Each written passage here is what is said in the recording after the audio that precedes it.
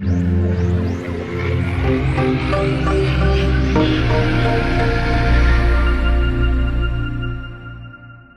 and welcome to the second Prince of Persia Development Diary.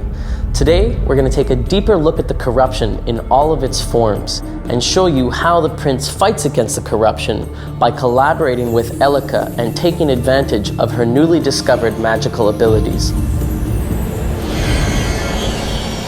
First, though, we have another exclusive for you, a speed art drawing of a second boss in the game, the Warrior. The warrior was once the king of a peaceful people who were besieged by violence on all sides. This king made himself and a small number of his people instruments of war so that the rest would not have to suffer through this conflict. Overwhelmed by their enemies, on the brink of destruction, the king heard Ahriman's voice, promising salvation in return for his soul. The king accepted the offer and became corrupted.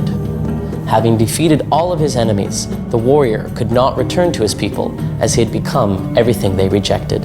Think of the warrior as Ahriman's muscle, and he's just this huge, massive smashing machine. And the complication for animation was always creating this contrast between what's basically a huge wrecking ball and the prince's acrobatic, agile style of combat.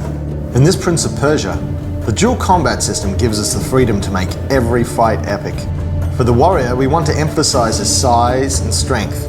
David versus Goliath. Our fight designer Thomas worked closely with both level design and ourselves in animation to create fights that demand the prince use destructible objects and ledgers to his advantage.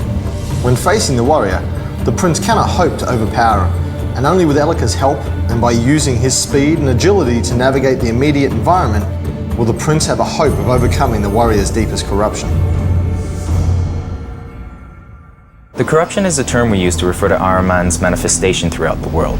Ahriman seeks to twist and turn everything that is good into his dark and dreadful side. The most basic form of the corruption that is plaguing the land is represented by a dark and deadly matter. This matter is everywhere in the kingdom and can engulf the prince or any living form. Although it's the least evolved manifestation of the corruption, the dark matter reacts to any nearby presence and will track our heroes and try to block their paths. There are other, more evolved forms of the corruption that have far superior intelligence and serve as Ahriman's soldiers. There are many types of soldiers, and each of them possessing their own abilities and shape. And that's not all. Ahriman also has lieutenants that were once human. Their pleas and discontentment pushed them to sell their souls in return for one wish. They are the corrupted. As the corruption grows stronger, a light will shine, and this light will eventually meet the prince. In the beginning of the game, the prince will come across Elika, a descendant of the Aeoras. They are a small nation who have been living in a remote kingdom for centuries.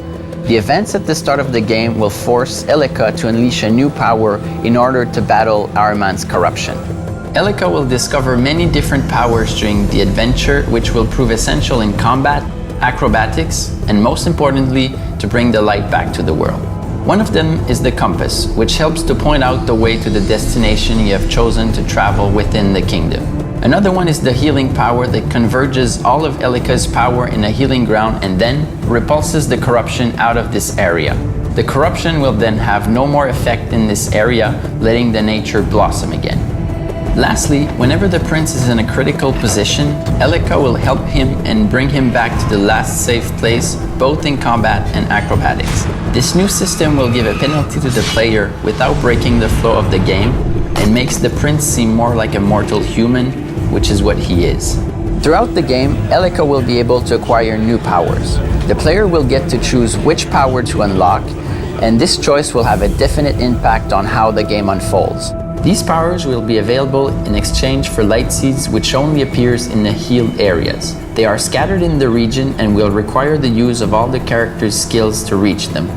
Once you have enough light seeds, you will be able to trade them for a new power. Thanks for tuning in to the second Development Diary. We hope you liked what you saw, and stay tuned in coming weeks for even more.